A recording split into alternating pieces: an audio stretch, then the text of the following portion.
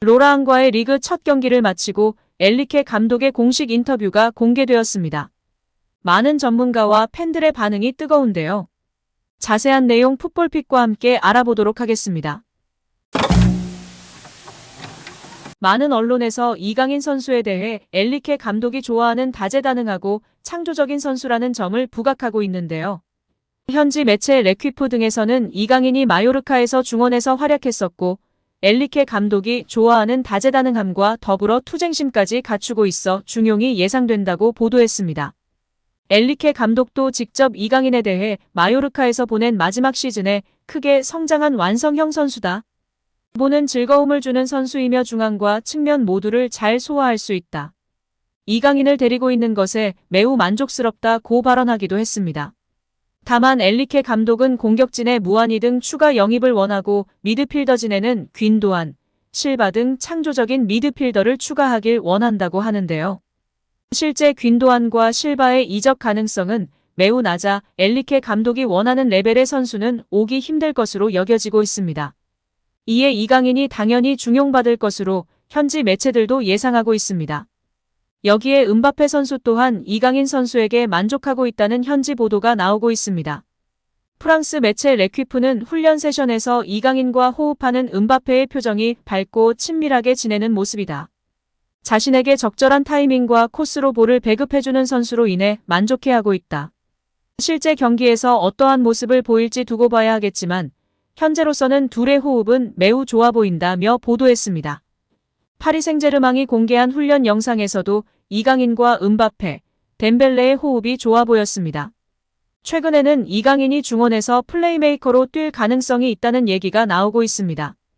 중앙 미드필더 역할이 주어진다는 건 이강인에게도 반가운 일일 수 있습니다. 측면보다 가운데서 공격을 지휘하는 역할은 어린 시절부터 익숙한 이강인입니다. 마요르카 시절에도 팀 사정상 측면에 배치됐지만 가운데로 자주 이동해 공격을 조율하곤 했습니다. 이강인의 역할이 바뀔 가능성을 엿볼 수 있는 움직임은 또 있습니다. 이적을 두고 PSG와 갈등을 빚던 음바페가 잔류를 선언했습니다. 음바페와 하무스, 우스만 덴벨레가 일선에 포진한다면 이강인이 측면 대신 중원에 배치되는 그림이 그려질 수 있습니다. 실제 많은 전문가들이 이강인 선수의 중원 배치를 이야기하고 있고 우가르테를 중심으로 에메리, 비티냐 등이 있으나 창조적 미드필더로는 이강인이 가장 앞서고 있다는 평가입니다. 또한 이미 지난 인터뷰에서 이강인 스스로도 왼쪽, 오른쪽, 중앙 어디든 상관없이 볼 수 있는 미드필더라고 자신을 소개했고 엔리케의 인터뷰에서도 이강인은 미드필더와 공격수 두 가지 모두를 수행할 수 있다고 발언하기도 했습니다. 여기에 기존 파리 생제르맹에서 창조적 미드필더, 플레이메이킹 역할을 했던 베라티, 네이마르 두 선수 모두 팀을 떠났거나 떠날 예정이기 때문에 새로운 플레이메이커는 이강인 될 것이라는 예상이 지배적인 상황입니다. 이강인이 중원에서 뛰게 되면 빼어난 개인기를 앞세운 탈압박과 정확한 왼발킥과 패스의 장점이 더욱 부각될 수 있는데요. 르 파리지앵에 따르면 PSG 내부에서는 상대 수비와 미드필더 사이 공간을 침투하는 이강인의 움직임을 높게 평가하고 있습니다. PSG는 프리시즌과 리그 개막전에서 창의적으로 중원에서 경기를 풀어갈 미드필더의 부재를 느끼며 답답한 경기를 펼쳐나갔습니다. 이강인이 중원에서 합격점을 받는다면 측면보다 더욱 경쟁력을 갖게 될 수 있다고 보는 견해가 주를 이루고 있는 상황입니다. 음바페도 자신에게 양질의 패스를 공급해줄 창의적 미드필더인 이강인으로 인해 잔류로 마음을 잡은 것 같죠. 공개된 영상 속에도 이강인과 음바페가 친밀하게 이야기 나누고 전술적 대화를 주고받으며 진지하게 훈련하는 모습이 많이 포착되었습니다. 이 둘을 바라보는 캄포스 단장과 나세르 회장도 포착되었습니다. 나중에는 따로 엔리케 감독이 음바페에게 주문하는 등 진지하고 열성적으로 전술훈련에 임하였는데요. 파리 생제르맹의 유일하고 가장 독보적인 창조적 미드필더인 이강인 선수이기 때문에 음바페도 만족스러워하며 자신에게 양질의 패스를 공급해줄 거라는 확신이 있는 것 같습니다. 프랑스 매체 레퀴프는 엔리케는 공격진의 추가 영입과 미드필더진의 창조적인 역할을 할 수 있는 미드필더를 추가하길 원한다. 그러나 상황이 여의치 않으면 이강인이 그 역할을 수행할 것이다. 이강인은 중앙과 측면 모두를 소화하는 활동 반경이 넓고 다재다능한 미드필더로 엔리케 감독이 좋아하는 유형이다. 무엇보다도 많이 뛰고 팀에 헌신하며 투쟁적인 모습도 장점으로 꼽히고 있다. 이강인은 중용을 받으며 더욱 성장할 것으로 기대받고 있는 선수 중 한 명이다라고 보도했습니다. 국내의 축구 전문가는 엘리케 감독의 스페인 시절을 살펴보면 네임밸류로 선수를 뽑지 않았다.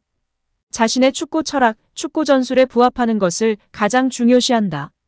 그래서 리버풀의 알칸타라가 떨어지고 가비, 솔레르 등이 뽑힌 것이다. 엘리케 감독은 당연히 볼간수를 잘하고 탈압박에 능한 선수를 좋아한다. 이 점은 기본적인 사항이고 그 다음에 압박하고 많이 뛰고 수비 가담 많이 하는 전투적인 스타일을 좋아한다. 이강인 다행스럽게 이러한 유형에 해당된다고 본다. 스페인 현지에서도 수비 가담, 압박 능력, 많이 뛰는 점 등을 장점으로 꼽기까지 했다. 단점으로 지적되던 부분을 장점으로 승화시킨 엄청난 노력과 재능이라고 생각한다. 이강인은 계속해서 성장하고 있다. 고 발언했습니다. 지난 로리앙전에서 파리 생제르맹은 승점 3점을 얻는데 실패하였습니다. 로리앙의 감독이 엘리케 감독이 이렇게 나올 줄 알았다며 전에 쓰지 않던 파이브백으로 나와 완전히 걸어 잠그며 공간을 주지 않기 위해 노력했다고 했는데요. 결국 무승부를 기록하며 엘리케 감독과의 지략 대결에서 승리한 모습입니다. 여기에 엘리케 감독의 경기 후 공식 인터뷰가 주목받고 있습니다.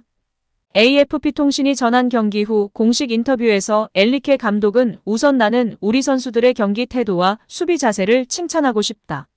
로리앙이 수비를 열심히 했다. 그렇지만 우리가 그들보다 전체적으로 잘했다. 단 우리가 더 많은 찬스를 만들지 못한 건 아쉽다.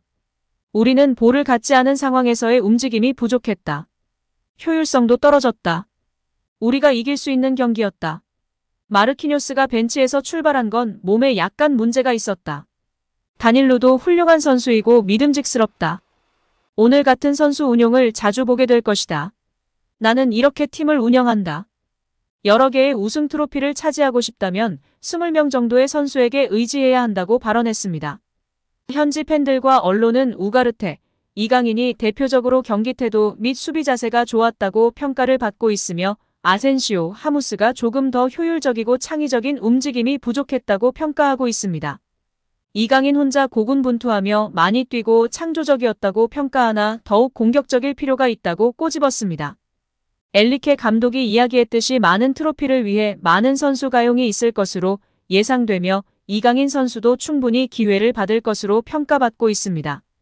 이제 20일 새벽에 2라운드가 펼쳐지는데요. 이번에는 반드시 승점 3점을 가져와야 합니다. 음바페는 선발 출전할 것으로 예상받고 있으니 이강인 선수와의 케미를 기대해봐도 좋을 것 같습니다. 정말 월클로서의 여정이 시작되고 있는 이강인 선수 같은데요. 이제 음바페, 덴벨레 등과 호흡하게 되는 이강인 선수. 과연 이번 시즌 과연 어떤 모습을 보일지 귀추가 주목되는 상황입니다. 오늘도 시청해주셔서 감사합니다. 늘 건강하시고 더 좋은 영상으로 찾아뵙겠습니다. 구독과 좋아요도 잊지 마시고 부탁드립니다. 감사합니다.